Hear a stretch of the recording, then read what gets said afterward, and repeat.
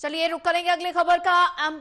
मध्य प्रदेश के सीएम मोहन यादव ने मध्य प्रदेश सरकार युवाओं और महिलाओं, गरीबों, किसानों के कल्याण के लिए लगातार काम कर रही है और ऐसे में आईटी महाकुंभ का आयोजन किया जाएगा, जिसमें कुशल आईटी कर्मियों के लिए अवसर होंगे। हमारा प्रयास है कि एमपी उन राज्यों में शामिल हो जाए जहां आईटी पर फोकस है, और जब एआई के साथ आईटी में स्कोप बढ़ रहा है तो हम जबलपुर, ग्वालियर, रीवा, इंदौर जैसे प्रमुख शहरों में आईटी पार्क भी स्थापित कर दिए जा रहे हैं। और ऐसे में हम पीएम मोदी के नेतृत्व में यहां पर बेहतरी की उम्मीद कर रहे हैं। ये कार्यक्रम सीआईएस के 60 दिनों के भीतर आयोजित किए जा रहे हैं। आइए हम पीएम मोदी के साथ कदम से कदम मिलाकर चले।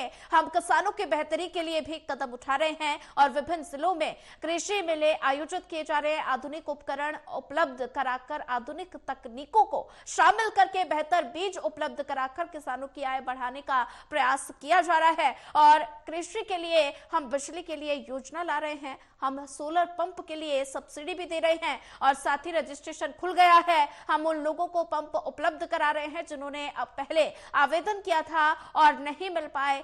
हम किसानों के कल्याण के लिए प्रतिबद्ध हैं। महिला, गरीब, किसान सभी के वर्गों की लगातार बेहतरी के लिए काम कर रही है। तो युवाओं के लिए आज 27 तारीख है।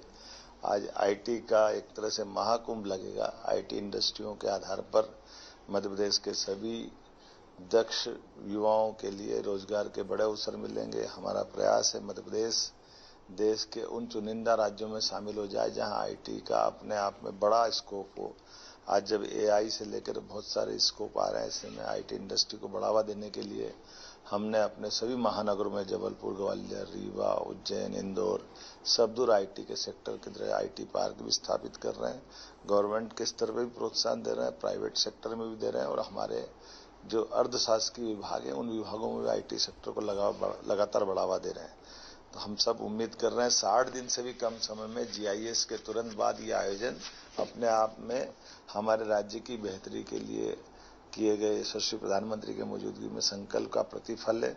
जब हम अपने युवाओं के लिए ये सारी संभावना ला रहे हैं, जिससे न केवल रोजगार मिलेंगे, मध्य प्रदेश समृद्ध होगा, बल्कि आर्थिक रूप से भी मध्य प्रदेश की सुदृढ़ स्थिति बनेगी। आइए हम सब अपने राज्य की बेहतरी के लिए इसी प्रकार से यशस्वी प्रधानमंत्री श्रीमान नरेंद्र मोदी जी के साथ कदम से कदम मिला के चले। हम सब मिलकर के युवाओं की बेहतरी के लिए काम करें।